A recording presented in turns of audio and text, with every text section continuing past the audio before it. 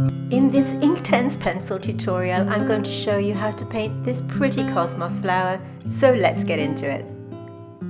I'm going to be painting on this A5 size watercolour block. This is 50% cotton and weighs 300 GSM. Now, because it's a block, it comes with this black sheet of paper, which you'll need to remove. As you can see, I've already done the drawing, and I'll explain to you later on how you can have access to a free traceable. So I use an Inktense pencils today, and as you can see, I've swatched them all out on the paper here. All the materials I'm going to be using will be listed in the description box underneath. So I've started off with some fuchsia here that I've swatched out, and you can see how I'm picking up the pigment from the swatch paper like this and using it in a similar way to that I would use a watercolour paint. You can see that I'm using this tiny little ceramic palette here to my left hand side, and I've actually put some in one of the wells here, and I'm just using it in the same way as I would use a watercolour. Now, it's all about building up layers, and because Inktense are very, very buildable, and unlike watercolour, when they're dry they won't lift off. So if you have trouble with watercolour and you find that they lift off very, very easily, then you may want to try using Inktense pencils, because they are very, very buildable and they won't lift off at all. So you're not going to get that problem. So as with watercolour, it's all about building up your layers from light to dark, and as you can see, I'm just picking up a tiny bit of dusky purple and I'm adding it to the tip of this little petal here. I'm going to be working through each petal in turn, as you can see, like this, putting our initial wash on, and once that's dry we can start to build up our colours. We always have that kind of ugly duckling stage, so I highly recommend that you watch this video all the way through so that you can see the process unfold.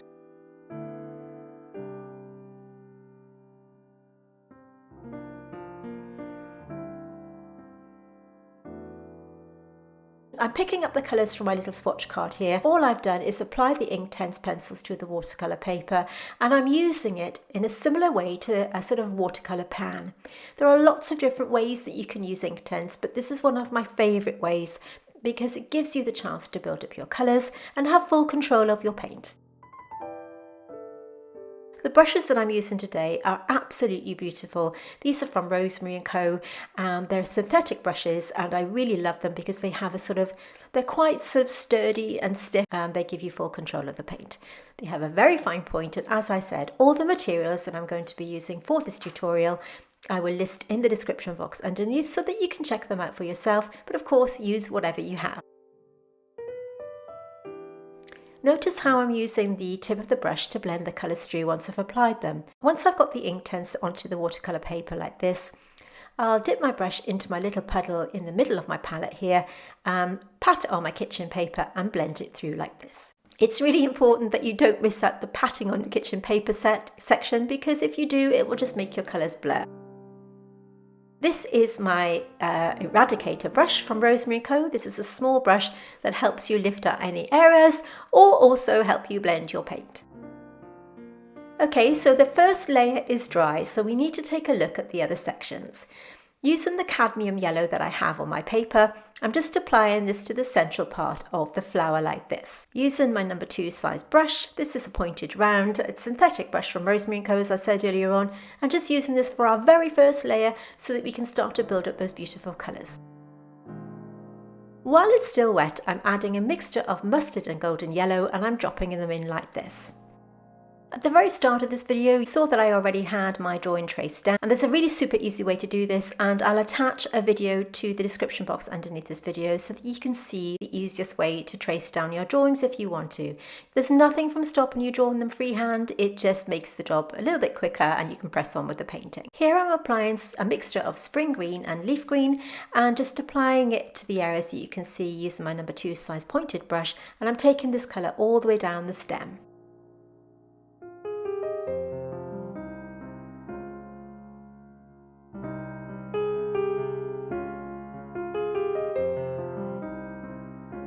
Once I've applied that colour, I'm just adding a tiny bit of dusky purple to the tips. Okay, once again everything's dry, and these 3 colours here I'm going to be using just to continue to build up the petals. So we have fuchsia, Shiraz and dusky purple. I'll be dipping between the 3 colours to build them up, as you can see me doing here.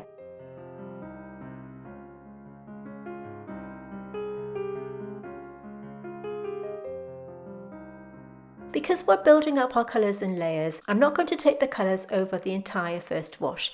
We can use this opportunity to build up our colours and leave a little bit of negative space, which gives the flower some form. You'll notice that I'm dipping in between the three colours that I've mixed on my swatch card here, between fuchsia, Shiraz and dusky purple.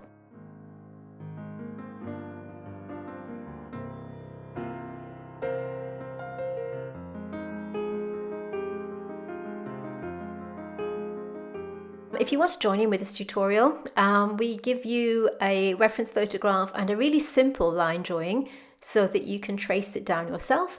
And if you'd like to know how you can have access to those, let's just take a look. We have a couple of ways that you can access our free reference photographs and line drawings.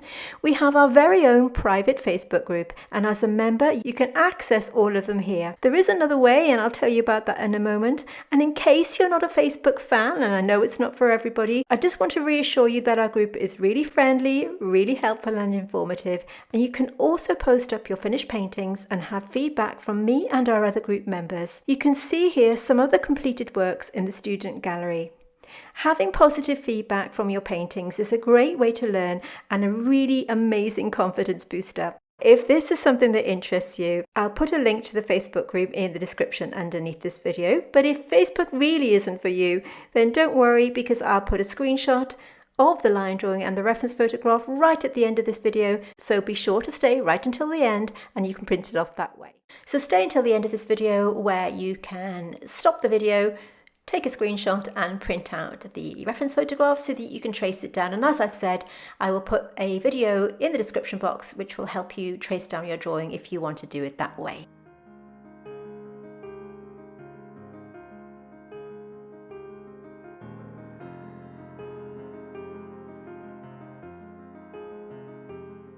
Okay, I'm using the dusky purple now, and I'm applying this to the white areas on the cosmos because of course they're not white and we needed to give it a little bit of a shadow tone.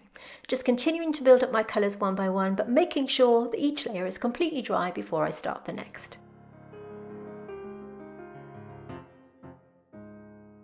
Notice on this petal here, I'm leaving a little gap where we applied our first wash.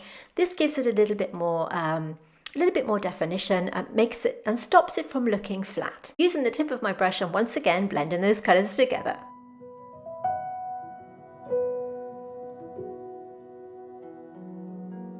And again we've got the dusky purple on the outside edge to give it a bit more definition, and I'll do this on the other petals.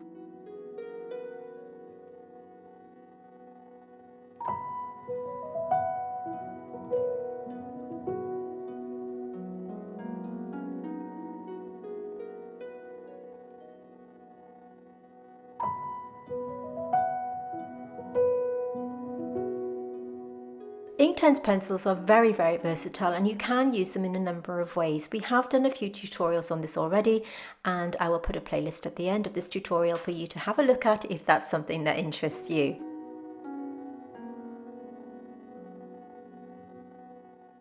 All of our YouTube videos are full length, which means that you can join in with us no matter what your level. We want you to sort of join in and learn how to paint. But if botanical painting is your thing and it's something that really interests you and you really want to level up your painting, we do have a Patreon site whereby we paint full-length botanical painting tutorials every month in a lot more detail. So if that's something that interests you, then let's just take a look. If you love botanical painting and want to know more, then head over to our Patreon. We have different membership tiers so that you can take your botanical painting to the next level. Every month we launch a brand new painting tutorial covering all things botanical to help you grow.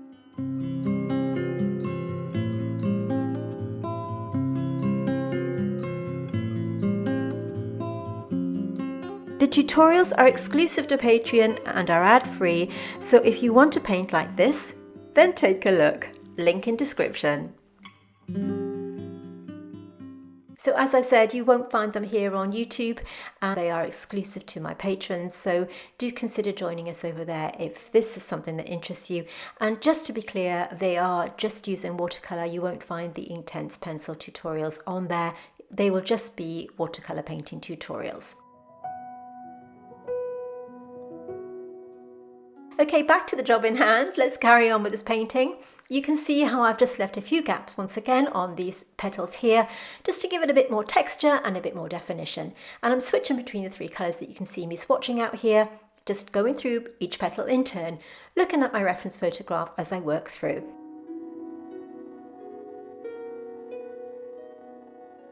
So if you are new here, we launch videos on YouTube every single Tuesday. They're full-length painting tutorials and they are usually botanicals, but we do other things as well. We have a few pets up there, all kinds of different things. So if this is something that appeals to you, you may want to consider subscribing to my channel and hitting that little bell notification so that you don't miss new content every single week.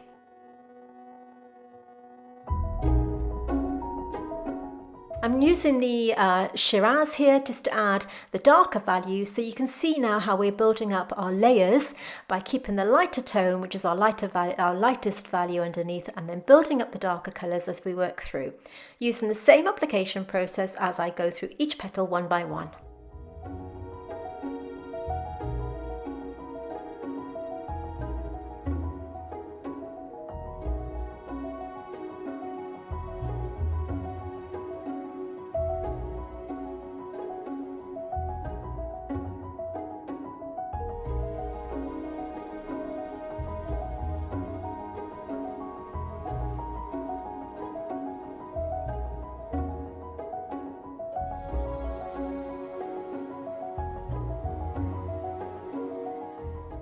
So you can see here that I didn't quite leave the paint to dry, and you can see how it's bleeding into that adjoining area. So it's really important that you make sure that your paint is dry before you do this. I mean, in this instance, it doesn't matter too much, but it's generally good practice, unless you want that blurred edge, to make sure that everything is completely dry before you start applying the paint to the adjoining petals.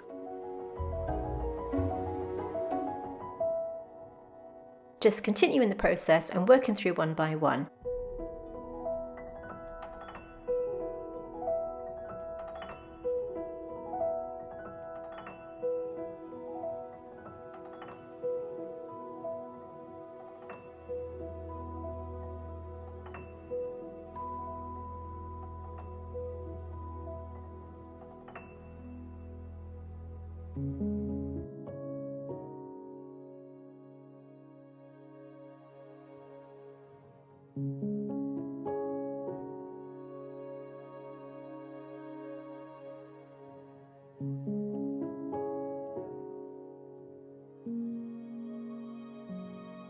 Just carrying on the process. This is the fuchsia again, and I'm still working from the little swatch card, as you can see here.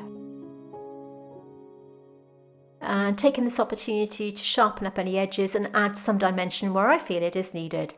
Just looking at the reference photographer guide, and you can see this time I've dropped in that paint onto the damp area because I wanted that to have a really soft blur. So this time it's perfectly okay to add my paint to the damp paper. Notice how it splurges into that existing wet colour to give it that beautiful soft blur. I'm going around the outside of the smaller elements like this, using a mixture of dusky purple and Shiraz. And back to the pink tones. So any areas now that I feel are looking a little bit flat or need brightening up, we can start to put these in.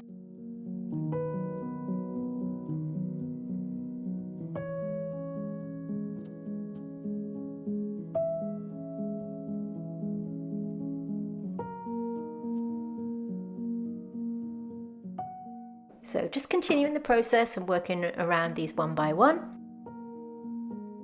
As I said, you don't have to use Inktense to do this tutorial if you want to. If you want to use watercolour, you can do that. And I always say use whatever colours that you have. If you don't have the colours that I'm using and you are struggling to match your colours up, then let me know in the comments below and I will do my absolute best to help you.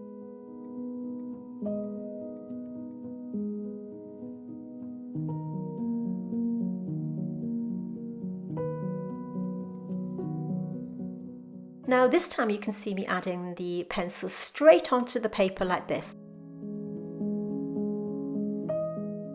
By doing this, I'm just making sure that I get as much pigment onto the paper as possible. I'm using the same process as before. Once I've applied the pencil onto the paper, I'm using plain water to activate the ink like this.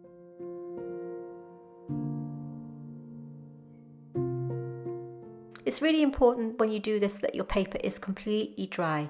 You can add Inktense pencils onto wet paper. By doing that, it will give you a really intense colour, but it does make it very hard to blend.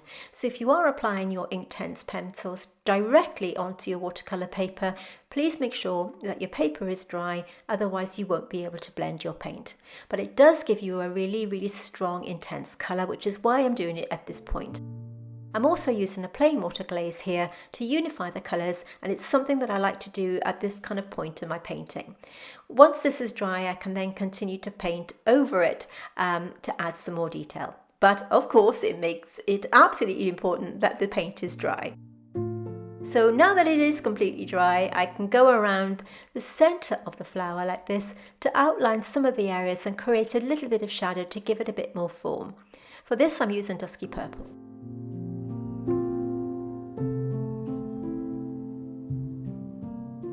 Just using my number 2 brush to go around the outside of the centre of the flower like this. You can see by doing this negative painting that it creates a little bit more depth around the centre of the flower, and I'm also adding a few sort of bits of shading and some texture as I work around it like this. Dip in between these two colours, I'm going to add some shapes to the middle of the flower to create the illusion of the stamen.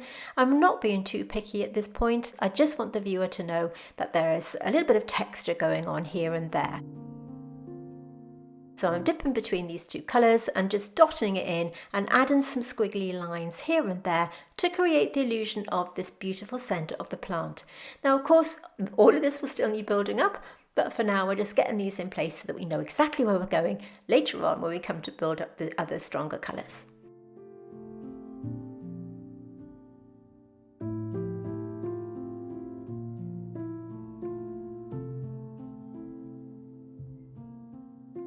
You can see the colours that I'm picking up here. This is the Shiraz, and I'm just adding it to create some more texture here, some more veining and a little bit of a darker value. You can see now that this is really coming to life. It's all about having a little bit of patience and building up your colours slowly, making sure that each level is dry before applying the next. Here we have leaf green, and I'm using my number 2 size brush to go along one side of the stem. I'm going to be blending this in to create the soft edge, as you can see me doing here.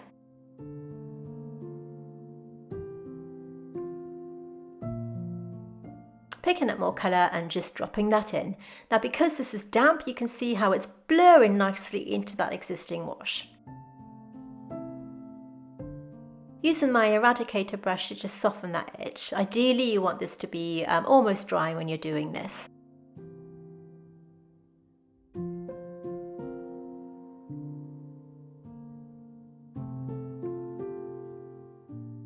And just outlining this area here. And we're back to dusky purple just to put on the tips of these sections here. I'm adding a tiny bit of golden yellow to the stem because I felt it was looking a little bit too flat, so if you have got that colour, then do pop it in. And just continuing to build up the outside edge here with a tiny bit of leaf green. I'm just scribbling out, this is actually mustard, and picking up a tiny bit of fuchsia, adding some definition and a little bit more shading to the bottom part of the centre of the flower, as you can see me doing here with my number 2 size brush. It was looking a little bit flat, so I'm just adding some more colour here, as you can see.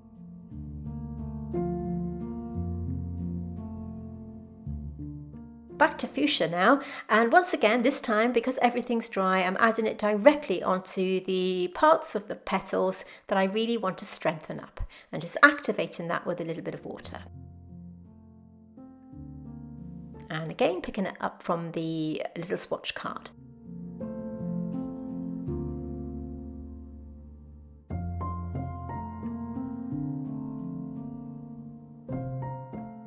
So this is dusky purple, patting my brush dry and blending it through.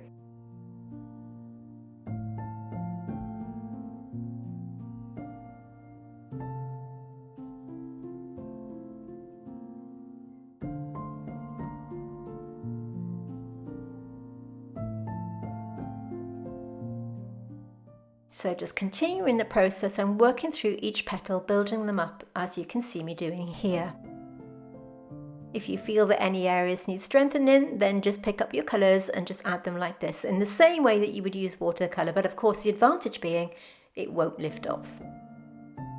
This is a lovely paper to work on, by the way. This is a 50% cotton 300 GSM paper. This particular one is made by Etcher. And I absolutely love it. It makes blending very, very easy. And because it's 50% cotton, it's also vegan.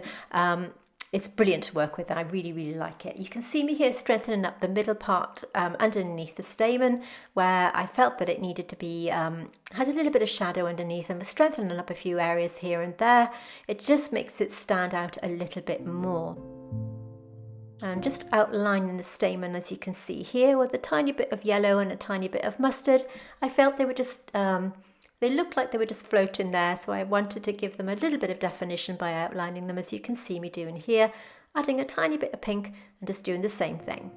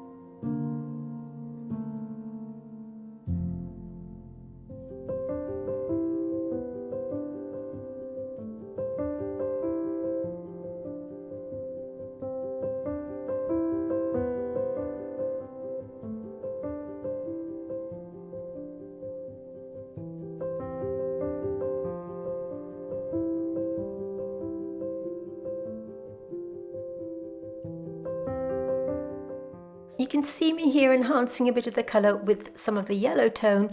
I just felt it needed a little bit of a boost of colour, so I'm just glazing over it with a yellow colour.